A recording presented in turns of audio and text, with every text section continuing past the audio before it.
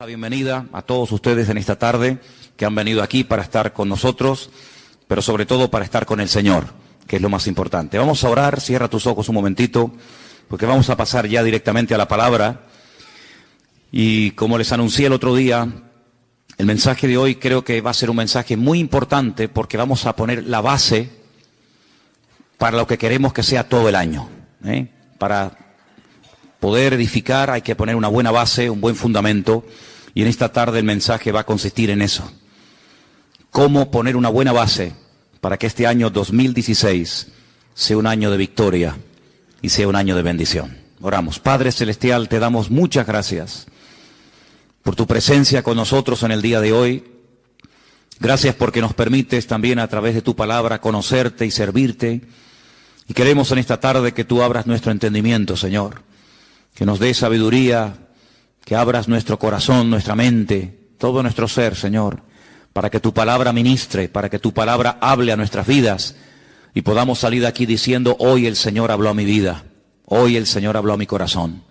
Gracias por este privilegio de tener tu santa, bendita y poderosa palabra en nuestras manos. Pedimos que tú la bendigas, que tú uses esta porción de tu palabra para traer crecimiento y madurez a nuestra vida. Y recibe en esta tarde, como hemos cantado, toda la gloria y toda la honra en el bendito nombre de Jesús. Amén y amén.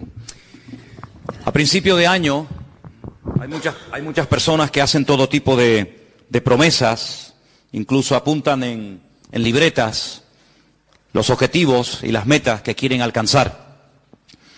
Y todos los años hay personas que siempre se ponen las mismas metas del año anterior y del otro y del otro. Primero, perder peso. Dicen que en este año o en las fiestas generalmente la gente engorda un promedio de 4 a 5 kilos.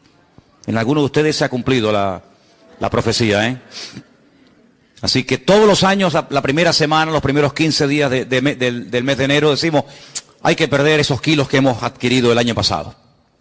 Y una cosa es perder, como decíamos en casa el otro día, una cosa es perder gordura y otra cosa es perder cordura. Así que procure perder la gordura y no la cordura, porque son dos cosas completamente diferentes. Después algunos dicen, voy a proponerme leer la Biblia desde el principio. Y comienzan a leer Génesis 1, Génesis 2, Génesis 3, y cuando llega ya febrero, marzo, se le fue el espíritu de lectura, ¿verdad? Otros dicen, voy a comenzar a estudiar inglés otra vez. Y empiezan otra vez a estudiar inglés y se aprenden verbos y palabras y amplían el vocabulario. Y todo tipo de promesas y todo tipo de cuestiones, ¿verdad? Pero yo no quiero que cometamos el error que hay algunas personas que cometen, y es que para poder vivir en victoria, para poder tener un año victorioso, como todos anhelamos tener, amén hermanos, primeramente hay que derrumbar mentiras. Ese es el primer principio. Creo que lo queríamos poner ahí. Despejar toda mentira, romper toda fortaleza que queriendo o sin querer se ha arraigado a nuestra vida. La verdad dice la palabra de Dios que nos hará libres. Y estamos de acuerdo en ello. Amén. Pero la mentira nos esclaviza.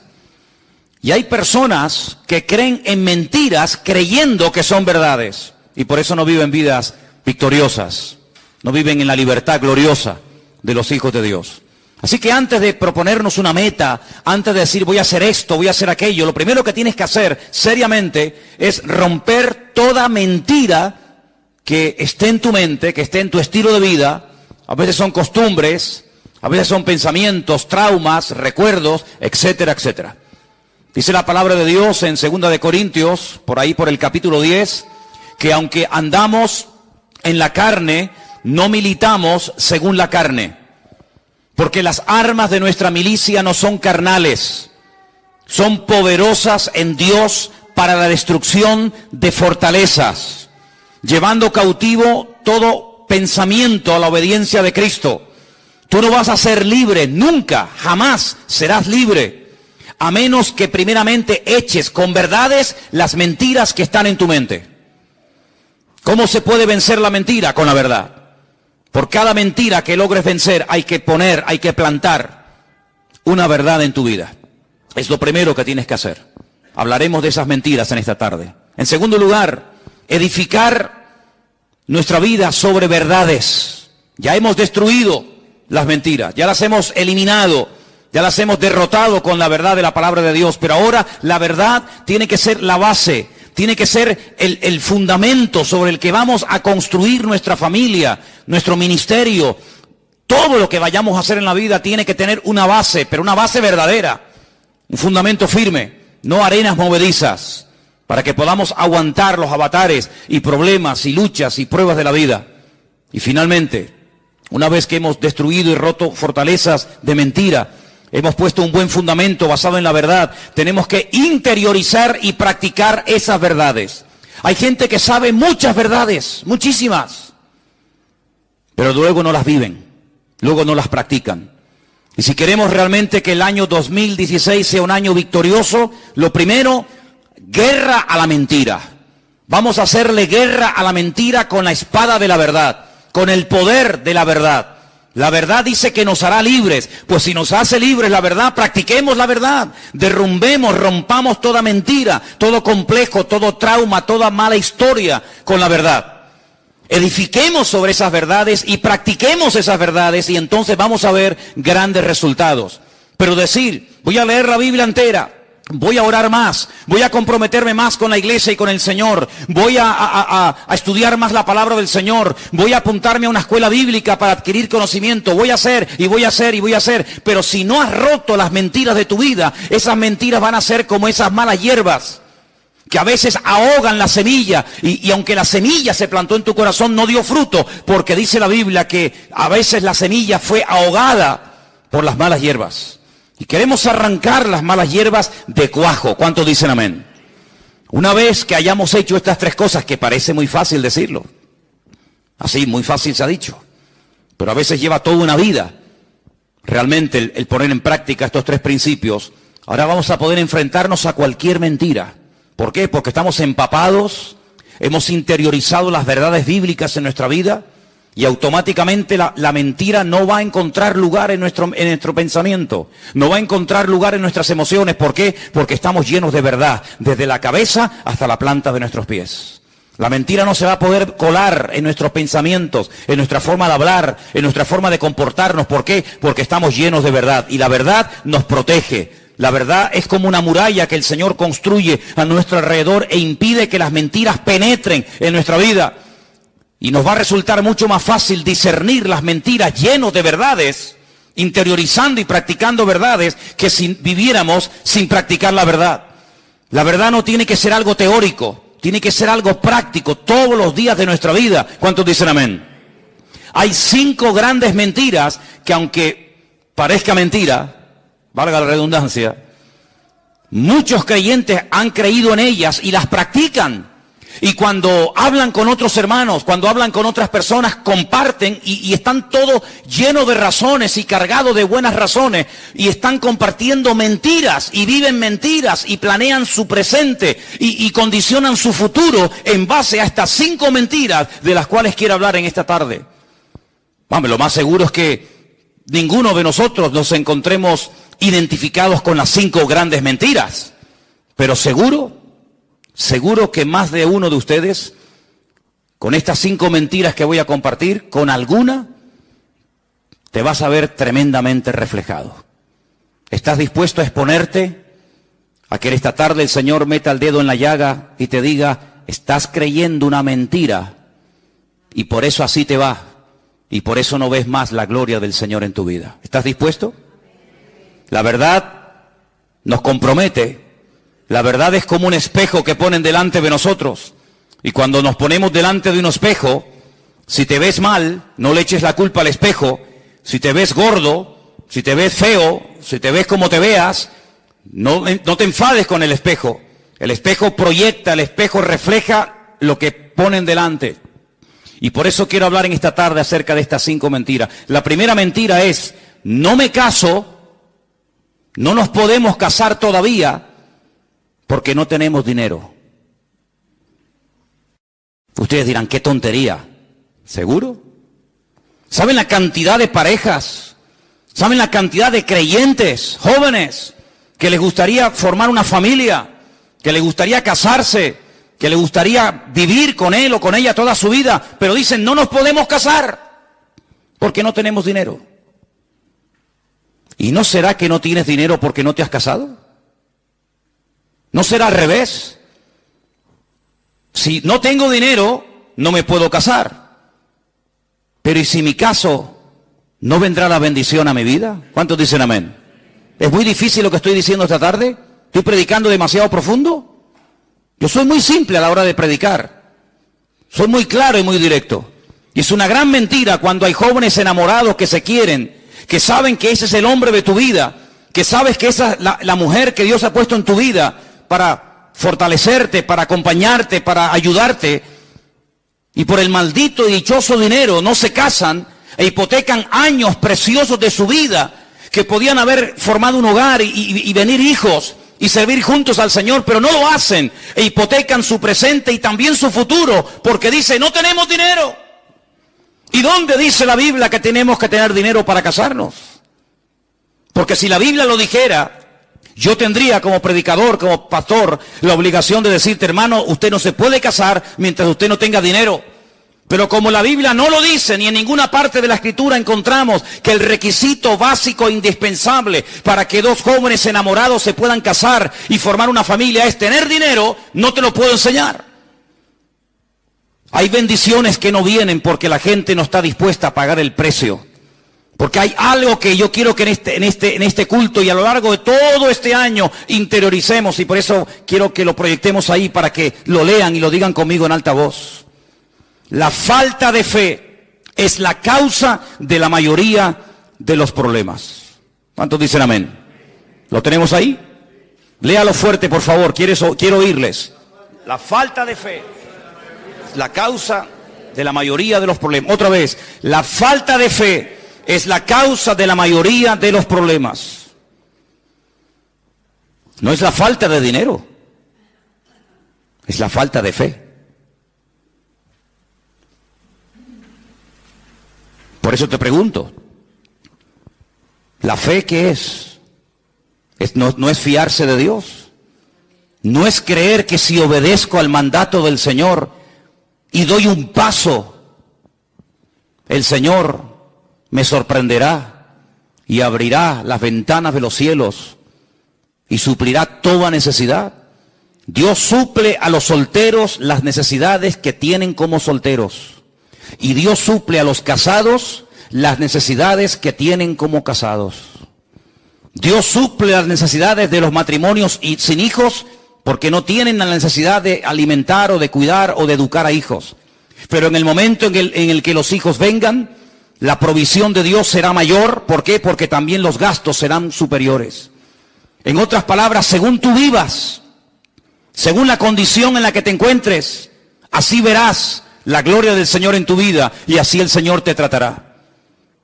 Si como soltero no tienes tantos gastos como se tiene evidentemente cuando uno se casa y no tienes las responsabilidades de atender un hogar, ¿para qué quieres tanta provisión de Dios? La provisión de Dios es proporcional a la necesidad que tienes en el momento en el que vives. Si no hay necesidad de criar hijos, Dios no te va a dar medios para criar hijos. ¿Por qué? Porque no los tienes. Pero en el momento en que los tengas, en el momento en el que necesites comprarle libros, ropa, zapatos, etcétera, etcétera, el Señor te dará todo eso por añadidura, porque el Señor nunca le deberá nada a nadie. ¿Cuántos dicen amén? Así que si hay alguien aquí en la iglesia o alguien que nos escucha por internet y está frenando la bendición en su vida, porque hermanos, hay personas que frenan, que detienen la bendición de Dios, está sobre sus cabezas, pero no se mueven, no se fían de Dios, quieren moverse en su seguridad.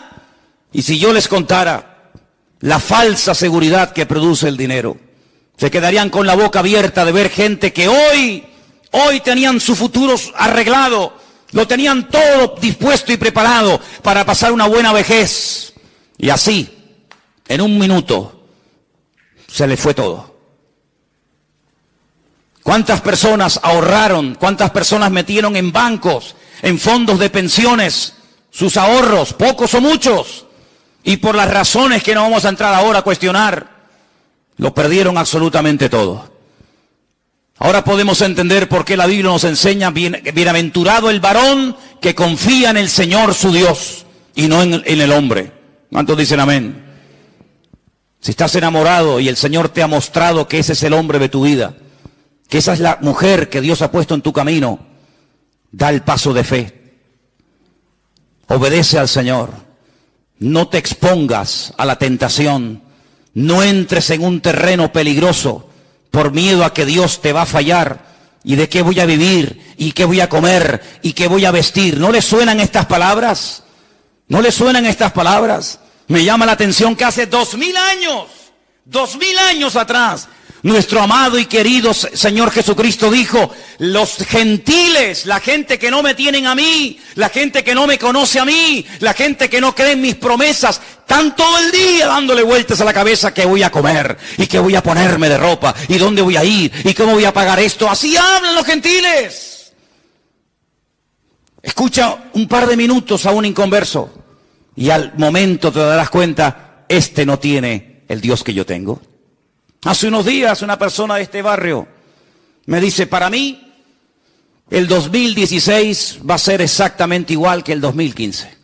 Simplemente que en vez de poner en un papel 15, cambiaré un numerito y pondré 16. Qué triste llegar a una cierta edad en la vida y ver una persona que para él es lo mismo el 13, el 14, el 15, el 16, el 20 o el 40. ¿Por qué? Porque no tiene un Dios grande. No conoce a un Dios poderoso como el que tú y yo tenemos. ¿Cuántos dicen amén? Yo no me quiero poner como ejemplo de nada. Pero si algún día quieren saber en qué condiciones, cómo nos casamos Elena y yo, la verdad es que a veces me río cuando veo gente que dice, es que no me caso porque no tenemos dinero. Les digo sinceramente que cuando tú te fíes del Señor y te dejes de planificar tu vida y de organizar hasta el último momento de tu vida. Saben, hermanos, una de las cosas que el Señor nos enseñó el año pasado, y prácticamente está ahí a la vuelta de la esquina, como quien dice, es a no depender de nosotros mismos, a no confiar en nosotros mismos, sino a confiar 100% en el Señor. ¿Cuántos dicen amén? Y en estos tiempos de crisis, muchos hermanos vieron más la gloria y la provisión de Dios que cuando tenían abundancia y les sobraba de todo. Porque como dije recientemente en uno de los cultos más atrás, en la Biblia se nos enseña a vivir el día a día y no el mes a mes. Dice la Biblia, el pan nuestro de cada día, dánoslo hoy. Si el Señor te ha respondido y te ha mostrado y hay confirmación y hay paz en tu corazón de que ese es el chico, la chica, el hombre, la mujer de Dios para tu vida, adelante, adelante. Y el Señor, la bendición que está sobre tu cabeza, te la derramará y te quedarás sorprendido y después vas a decir, ¿por qué no me casé antes? ¿Cuántos dicen amén? La segunda gran mentira que muchos creen, y no te puedes imaginar cuántos creyentes creen en esta gran mentira, es que yo sé que Él es el hombre de mi vida, yo sé que ella es la mujer de Dios para mi vida, pero no nos podemos casar, porque si nos casamos, me quitan la paga. Porque ustedes saben que en este país, no sé los viudos, pero a las viudas reciben una paga de 150.000 euros mensuales. ¿Sabían eso, no? ¿No? En España a las viudas les dan 150.000 euros mensuales. Ay, perdón, 400. Exagerado soy. ¿Qué estaría yo pensando? 400 euros le dan, nada más o menos. 500. Pero hermanos, 500 euros es un billete, ¿sí o no? ¿Los han visto alguna vez? Algo dice, no. Bueno, existen, hermano, existen. Son rosaditos, pero hay poco. No están mucho en las iglesias. Suelen estar por Suiza, paraísos fiscales, de banco en banco, de casino en casino. No les gustan mucho los cultos, no frecuentan mucho los cultos. Las moneditas sí. Hola, ¿qué tal? Vengo del culto. Esta mañana estuve en la iglesia bautista. ¿Dónde vas? Estar a la iglesia de Manolo. Eso sí, eso se van. Son muy espirituales las monedas. Los de 500 son carnales. No les gusta pisar una iglesia. No les gusta nada del Señor. No sé por qué será. Pero existen. Hermanos, ¿sabe qué? A veces somos muy propensos a cuestionar y a criticar a ciertos y determinados personajes de la Biblia por lo que hicieron o por lo que dijeron. Decimos, pero Pedro, ¿cómo pudiste negar del Señor? Dudar del Señor y ahogarte cuando estabas caminando por encima de las aguas y viste al Señor a tu lado? ¿Cómo pudiste dudar? Hermano, ¿y nosotros? ¿Y nosotros? ¿Y cómo pudo Moisés bajar de la montaña después de haber estado 40 días de ayuno y oración y tirar por el suelo la obra de Dios, las tablas de los 10 mandamientos en un momento de enfado? ¿Cómo pudo hacer aquello? Ay, hermano, ¿y usted y yo? No hemos perdido nunca los nervios, ni nos hemos enfadado, todos los hemos hecho perfectos. ¿Y cómo pudo fulanito? ¿Y cómo pudo David? ¿Y cómo pudo menganito hacer tal y aquello? Ay, hermano. ¿Y cómo es posible que un cristiano que lleve toda la vida en la iglesia sea capaz de vivir años y años en adulterio, acostándose cada semana y cada día con su marido, con su esposa, y no queriendo poner su vida en orden por una paga de 400 euros? ¿Así valoras a Dios? ¿Eso es lo que vale tu testimonio? ¿Eso es lo que vale la santidad? ¿400 euros? ¿500? ¿600? ¿1000? ¿1 millón? ¿Eso es lo que vale tu santidad? Qué bonito es venir a la iglesia y hacer lo que me da la gana, ¿verdad?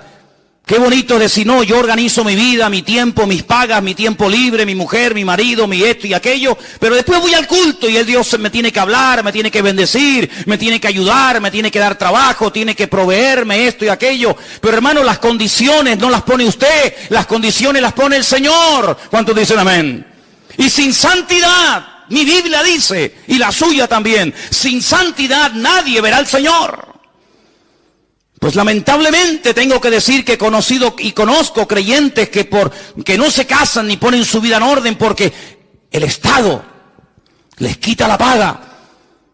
Y hermanos queridos, ¿y no creen ustedes que a lo mejor si se pusieran en orden delante del Señor, el Señor le daría mucho más que esa paga del hombre? Y verían cómo el Señor es fiel y cómo el Señor bendice a la persona obediente y que se fía de Dios. ¿Cuántos lo creen conmigo? Gloria a Dios. Otra gran mentira, no nos casamos porque no tenemos dinero, no nos casamos porque nos quitan la paga. ¿Quiere más? No tenemos hijos, no podemos de momento tener hijos, porque la vida está muy difícil. Y algunos cuando quieren tenerlos no les vienen. Hicieron todo lo humanamente posible para evitar que vinieran. Y algunas parejas, no muchas, pero conozco algunas que cuando quisieron que vinieran, no venían. Y veían a otras parejas cómo tenían hijos, pero ellos no. Y ya no hacían nada para evitar el tenerlos, pero ya no venían, ¿verdad?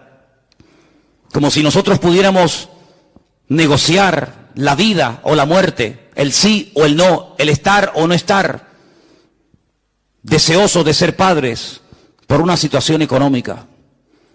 Ya sé que la vida que vivieron nuestros padres, nuestros abuelos y nuestros antepasados no tiene nada que ver con la vida, con las exigencias de un joven, de un niño, de una pareja hoy en día. Ya sé todo eso, ya lo sé.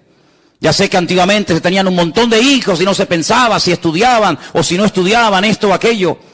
Pero no nos habremos complicado la vida nosotros los creyentes y cuestionamos o dudamos de la provisión de Dios con la excusa de que como estamos pasando tiempos difíciles y tiempos de excusa, lo que tenemos que hacer es sacrificarnos y no tener hijos, cuando la Biblia dice que la bendición de Dios para un matrimonio son los hijos. La herencia del Señor son los hijos. ¿Por qué no quieres la herencia de Dios?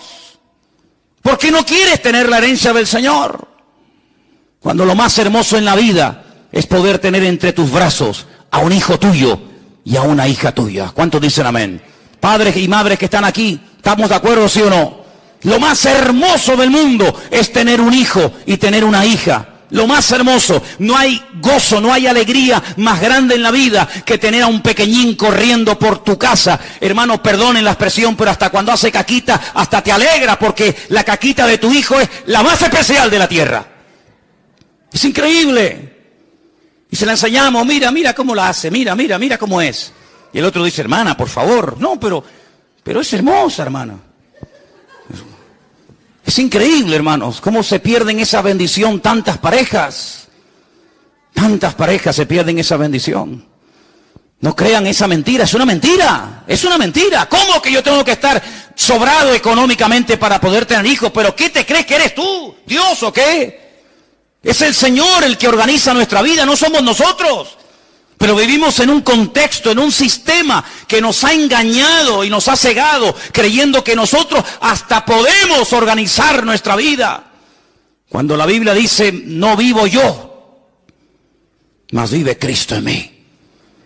Y te vuelvo a repetir, en el momento en el que vengan los hijos y vengan más necesidades, evidentemente, también vendrán más bendiciones de parte del Señor. Si tienes 3 hijos, Dios te proveerá para 3 hijos. Si tienes 10, Dios te proveerá para 10. Y si tienes 500, que lo dudo, pues para 500 el Señor te suplirá. No tienes que tener ningún temor. ¿Cuántos dicen amén? No tengan ningún temor. Es más, tener hijos cuando te sobra, lo hace cualquiera. No tienes que ser ni creyente. Si tienes 1 millón de euros en el banco y ganas un sueldazo tú todos los meses y tu mujer otro tanto, bueno, sí. ¿Y no será que después quieres viajar y conocer mundo y ir por aquí, ir por allá y los hijos son un estorbo y ya nos van a frenar y nos van a cortar la libertad? Entonces, ¿qué quedamos? No tenemos hijos porque no tenemos dinero. Y cuando tenemos mucho dinero queremos pegarnos la gran vida y de momento vamos a disfrutar. Y a veces he escuchado esa barbaridad de decir, no, vamos primeramente a disfrutar y después que vengan los hijos. Y los hijos escuchando.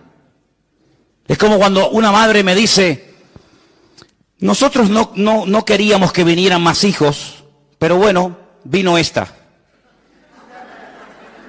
Y recuerdo una vez que una niña se quedó mirando a su mamá y le dijo, esto es verdad, ¿eh? Mamá, ¿tú no querías que yo viniera? No, calla, hija, que tú no son conversaciones de adultos. Sí, entienden. Claro que, ¿cómo no van a entender? ¿Son tontos o qué? Entienden más que lo que tú te crees. Amados, no creamos las mentiras del mundo. Si quieres ver más las bendiciones de Dios en tu vida, arriésgate.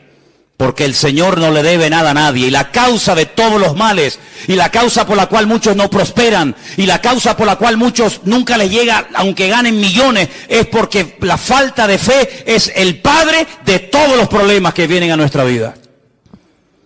Cuarta mentira. No puedo dar ofrendas, ni diezmos, ni colaborar con la obra, aunque me gustaría mucho hacerlo, porque no gano lo suficiente. Y algunos se lo creen. Dice, no puedo dar una ofrenda especial, no puedo ir al campamento, pero me gustaría pagarle a 4 o 5 jóvenes o hermanos para que vayan, o me gustaría mandar una ofrenda para comprar Biblias, o me gustaría ayudar más a la obra de Dios, pero no puedo porque gano poco dinero. Y algunos se lo creen y se llaman cristianos y llevan toda la vida en la iglesia. Y así como organizan su vientre, organizan su tiempo y organizan su dinero y organizan todo. Y son como mini dioses, dioses en miniatura. Organizo mi tiempo, organizo mi vida, organizo mi vientre, organizo todo lo que hago y todo lo que digo. Dice la palabra de Dios, y quiero llevarles a un pasaje que gracias al Señor están todas las Biblias nuestras en esta tarde, y está en el último libro del Antiguo Testamento, en el libro del famoso profeta Malaquías. En el libro del profeta Malaquías, en el capítulo 3, dice en el verso 6, Malaquías 3:6. ¿Lo tienen, hermanos? Lo vamos a poner ahí en la pantalla para que lo podáis leer si queréis. Porque yo, el Señor, no cambio. Nosotros sí. Hace unos días estábamos buscando fotografías y nos quedamos sorprendidos cómo hemos cambiado todos, cómo hemos cambiado. Algún día pondremos esas fotografías en la iglesia para que se den cuenta de lo que estoy diciendo. Pero dice la Biblia, yo no cambio, dice el Señor. Por esto, hijos de Jacob, no habéis sido consumidos. Desde los días de vuestros padres os habéis apartado de mis leyes y no las guardasteis. Volveos a mí y yo me volveré a vosotros. ¿Cómo habla el Señor? ¿Con qué compasión? ¿Con qué amor? Así dice el Señor de los ejércitos.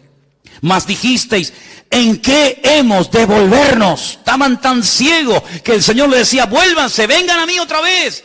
Y ellos decían, pero ¿en qué tenemos que volvernos? ¡Qué ceguera espiritual, Dios mío! Versículo 8. ¿robará el hombre a Dios? Qué pregunta tan extraña, ¿no? ¿Robará el hombre a Dios? Vosotros me habéis robado.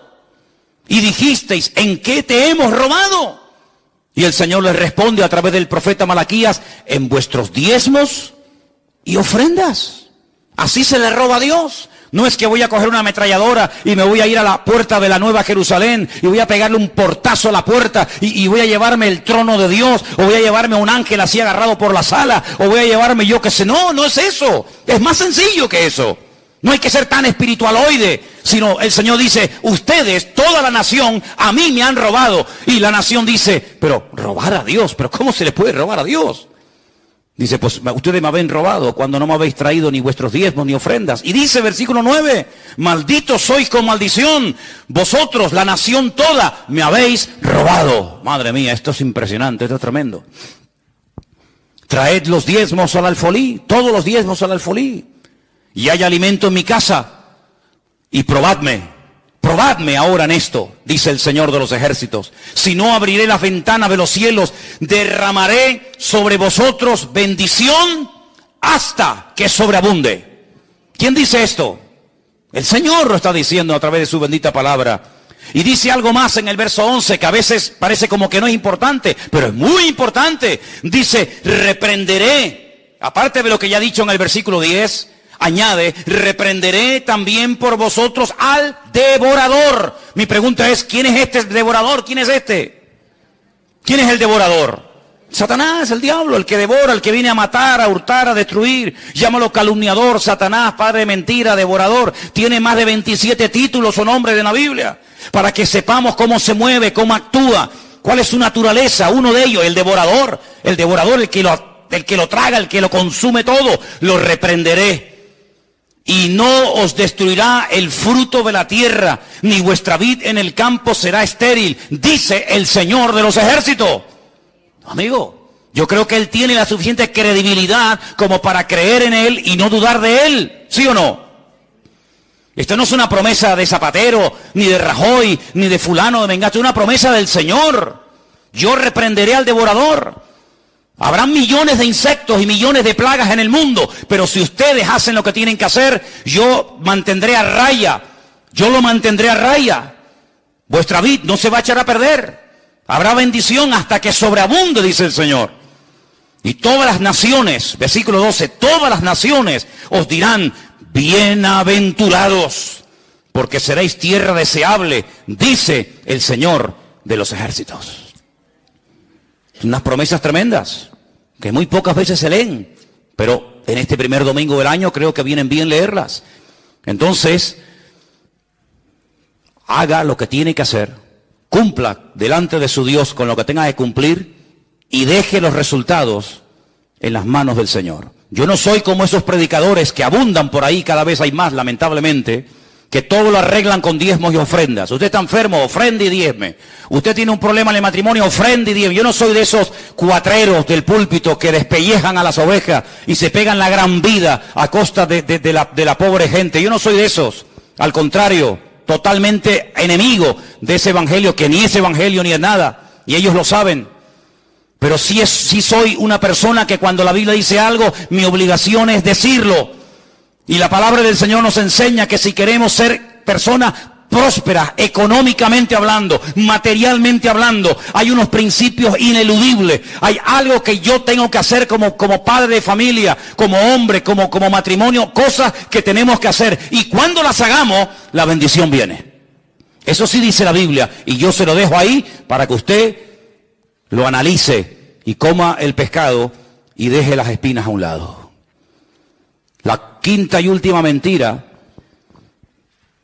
no puedo asistir a los cultos, tengo que trabajar mucho, tengo que hacer muchas horas extras, porque tengo muchas cosas que pagar, tengo muchos gastos, y han creído en la mentira que cuanto más horas trabajan, más dinero van a ganar. Y eso es falso. Hay gente que está trabajando más que nunca, y ganando menos que nunca. ¿Qué le parece? No puedo ir al culto el jueves. ¿Por qué? Pues estoy trabajando. No tengo que hacerlo, pero yo voy a quedarme porque tengo que hacer horas extraordinarias. Y el domingo tampoco puedo ir, y al retiro de febrero no cuenten conmigo. Ay, cómo me gustaría ir, pero no puedo porque tengo... Cuando dice la palabra de Dios, buscad primeramente el reino de Dios y su justicia. Y todas las demás cosas vendrán por añadidura. Yo me imagino, y por eso me adelanto, para que no se infiltre esa mentira entre nosotros con este anuncio que acabo de dar hace un instante del retiro para el mes de febrero, que algunos ya habrán dicho en su corazón, ¿cómo me gustaría ir? Pero no tengo dinero. Y si tú supieras que es al revés, lo primero que tienes que hacer es, yo voy a ir, porque si yo voy a ir, el Señor me va a dar el dinero para poder ir. Yo he ido docenas de veces a Israel. Jamás en mi vida me he preguntado cómo voy a ir. El Señor, cuando ve que hay en el corazón de una persona un deseo genuino y real de conocer y de visitar su tierra, el Señor a esa persona milagrosamente le provee todo lo necesario para que pueda ir. Hace años que aprendí, y lo aprendí, y ahora les voy a contar un testimonio que por poco me cuesta la vida. Aprendí que mi agenda y aprendí que mis necesidades, quien las suple es el Señor. En el año 90, fíjate lo que ha llovido, algunos de ustedes ni habían nacido. En el año 90, en enero del 90, yo me encontraba en lo alto de una montaña en Galicia orando. Tenía un coche muy lindo que me habían regalado mis suegros. Yo lo quería vender porque mi ilusión era ir a Argentina, en aquellos años del gran despertar y del gran avivamiento del Señor en aquel país. Yo quería ir allí. Y mis planes, mis proyectos, mis ideas geniales y maravillosas eran vender el coche. Y como en aquellos tiempos la vida allí era tan económica, pues yo lo que quería era vender el coche, comprarme los billetes que se compraban en aquella época de segunda mano, una cosa que suena impensable hoy en día. Personas que venían a España y vendían el billete de vuelta. ¿Qué te parece? Y llevarme un dinerito para estar allí unos meses y ver el mover de Dios allí. Y yo oraba y confiaba de que ese coche me iba a proveer mis necesidades. Pero la pregunta es, ¿quién es el que suple nuestras necesidades? ¿El coche? ¿El oro? ¿El trabajo? ¿Quién suple las necesidades de un creyente? El Señor es el que la suple. Puede utilizar cualquier medio, pero jamás poner la fe en el medio, sino poner la fe en el Señor y que Él use el medio o el instrumento que quiera. Y yo bajaba de la montaña. Y en una recta, al final había una pequeña curva, y al suelo lo habían echado lo que llamamos aquí ese piche, esa como picón. Y yo frené, y el coche me derrapó, y no fui capaz de tomar la curva, y el coche salió así, despedido, al vacío. Esa sensación de ir en una especie de montaña rusa sin raíles, porque cuando vas en la montaña rusa, sabes que de alguna manera, pero esa sensación de caer al vacío y esa cosa que te da aquí en el estómago, esa es una sensación terrible. Recuerdo que yo no llevaba el cinturón de seguridad puesto, me agarré al volante, apreté con todas mis fuerzas hacia atrás, hice la oración más corta y más ungida de toda mi vida. Jamás en mi vida he orado con tanta fe y a grito, solamente me dio tiempo de decir, Señor, sálvame. Y cuando dije eso, el coche hizo ¡pum! Cayó así de punta. Primeramente cayó sobre la rama de un árbol, la partió. Eso fue lo que gracias a Dios me amortiguó y cayó así de punta, el coche quedó así. Por este lado recuerdo que había como una roca, una pared, no podía salir. El cristal, la luna delante, salió entera. Y al momento de salir entera, los limpiaparabrisas entraron para adentro. Y yo notaba que algo estaba cayendo del techo. Yo pensaba que era gasolina y que iba a explotar. Es una cosa tan terrible. Y yo miraba para el techo y decía, pero yo no veo que cae nada. Y cuando hice así me toqué y tenía todas las manos llenas de sangre. Pero mi preocupación no era ni la sangre, mi preocupación era mi coche que se ha roto. ¿Cómo me voy a Argentina ahora? ¿Cómo compro los billetes ahora? Y entonces salí del coche, me subí arriba a la carretera, venía un tractor, Y entonces lo paré y le pedí que por favor me ayudaran a sacar del fondo del barranco mi coche. Y el hombre me dice, pero ¿dónde está tu coche? Digo, está allá abajo. Cuando el hombre se asomó dice, ¿pero tú has salido de ahí? Digo, sí, de ahí salí. Bajó con el tractor, me sacó el coche era un acordeón, hermanos. Un acordeón. Solamente quedó una rueda, las demás las reventó todas, la palanca de cambio desapareció, el coche era, pobrecito, un acordeón.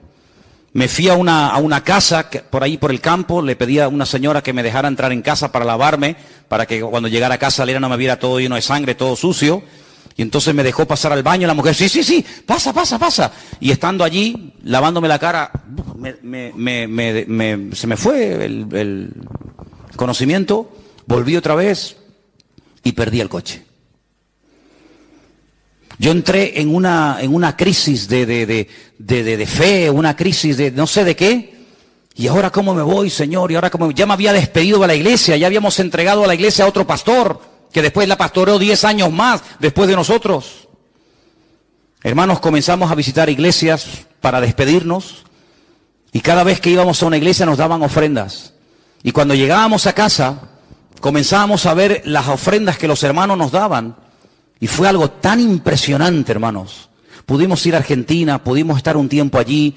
El Señor, el tiempo que estuvimos allí, viviendo totalmente por fe, nos permitió recorrer el país de punta a punta. El Señor suplió todas nuestras necesidades de una forma milagrosa. Fuimos con billete de ida y no con billete de vuelta. Pero cuando teníamos que volver, una iglesia puso unas cajas de cartón así, la iglesia Santuario de Fe en la ciudad de Rosario, en Argentina, Pastor Norberto Carlini, y puso unas cajas y dijo, hermanos, Manolo y Elena han sido una bendición para nosotros este tiempo que han estado aquí, vamos a bendecirlo. Ellos han sentido volver a su tierra y la gente comenzaba a pasar y llenaban cajas de billetes y pudimos comprar los billetes de vuelta. Y por si esto fuera poco, años más tarde, mi hija se enamora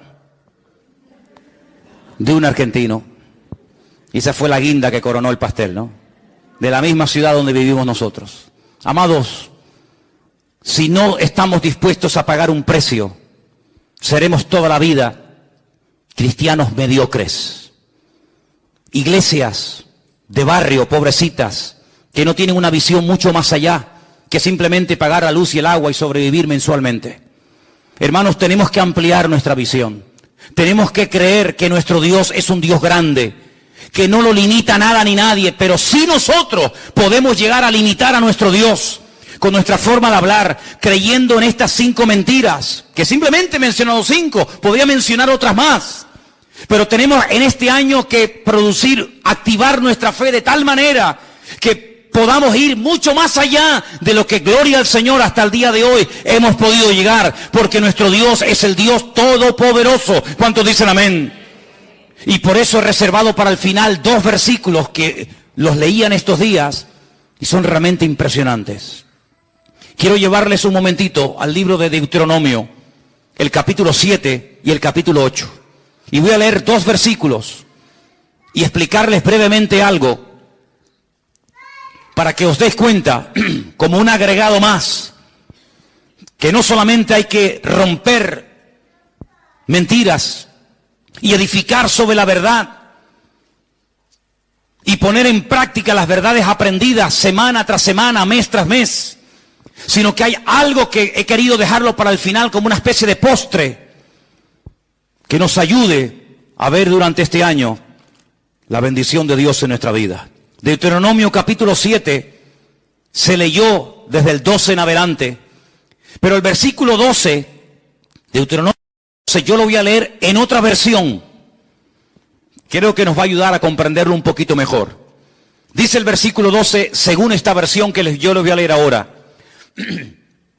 Y como consecuencia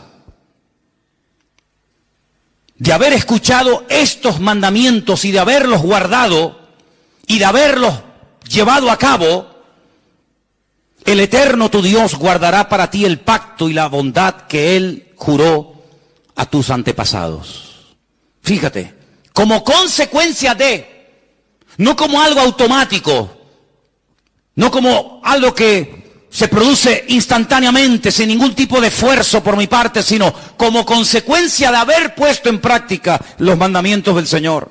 Como consecuencia de haber interiorizado y de haber vivido y de estar viviendo en la verdad, la consecuencia directa de eso es que el Señor cumplirá con su pacto. Pacto que ya había dado a nuestros padres en el pasado.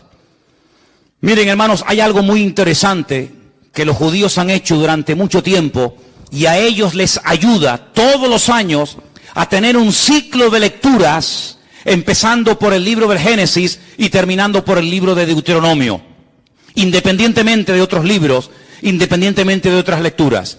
Ellos han dividido en más de 52 porciones estos 5 primeros libros de la Biblia, que nosotros llamamos el Pentateuco y ellos lo llaman el Humash, la Torá.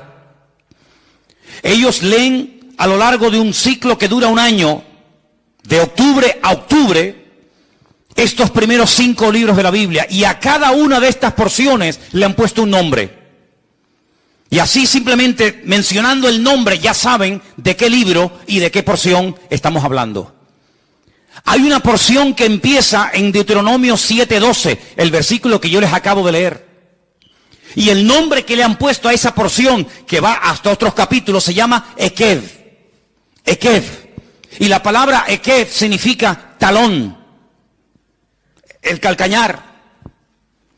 Y uno dice, ¿y qué tiene que ver la palabra Ekev con esta porción de la Biblia? Claro, usted lee el versículo 12 y la palabra talón no la ve por ninguna parte, ¿verdad? Usted ve la palabra talón en el versículo 12 por ninguna parte, pero en hebreo está. En hebreo está. Y es interesante notar, cuando uno lee el libro de Josué, que cuando ellos van a entrar a tomar posesión de la tierra, por fin, después de 40 años de dar vueltas y vueltas y más vueltas en el desierto, hay algo que tienen que hacer los sacerdotes. Ustedes lo pueden leer en Josué capítulo 3, del 13 al 17, cuando lleguen en casa, lo leen tranquilamente. Josué 3, del 13 al 17.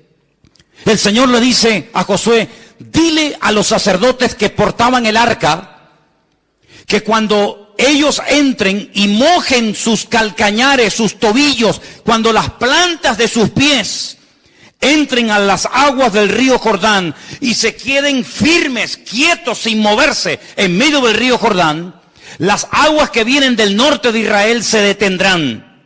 Y evidentemente las aguas que van hacia el sur, que entran en el Mar Muerto, se irán. Y se producirá un vacío, y entonces aprovechen para penetrar y cruzar el río Jordán y tomar posesión de la tierra prometida y conquistar la tierra de Jericó. Fíjate qué interesante, no dice cuando se mojen la cabeza o metan la mano, sino cuando se mojen las plantas de los pies de los sacerdotes. Tenemos una expresión que muchas veces decimos, hay que mojarse, amigo, mójate, mójate, cuando le hacen una pregunta en la televisión a una persona, a ver, ¿quién va a ganar, fulano o mengano? Y dice, bueno, no, mójense, mójense. Habéis visto esa expresión, ¿verdad? ¿La habéis escuchado? Probablemente venga de ahí. En otras palabras, hay 2 millones de personas esperando a ver qué van a hacer ustedes. En otras palabras, la tierra va a ser conquistada. Vamos a poder pasar de la rutina a la libertad gloriosa de Canaán cuando ustedes decidan que las cosas cambien. Ya hemos estado demasiado tiempo en el desierto dando vueltas. Si los sacerdotes dicen, está bien, sabemos cuál es nuestra obligación, sabemos lo que tenemos que hacer, pero mañana, otro día, el pueblo iba a estar detenido, miles y miles de personas, familias, jóvenes, ancianos, iban a estar detenidas porque unos señores no terminaban de interiorizar una verdad que ya conocían. ¿Cuál era? Mojarse la planta de vuestros ekev, de vuestros talones. Una vez que ustedes hagan su parte, el milagro se producirá. Y como resultado, como consecuencia de haberse producido el milagro, toda esta nación será afectada positivamente. De ustedes depende. Ahí está la tierra, yo estoy con ustedes, nadie les podrá vencer jamás, aunque sean más numerosos, aunque estén mejor armados, aunque sean más fuertes, no pasa nada. Aquí empieza hoy un cambio. Aquí empieza hoy un principio de una vida nueva. De ustedes depende, amigos. Esa es una explicación.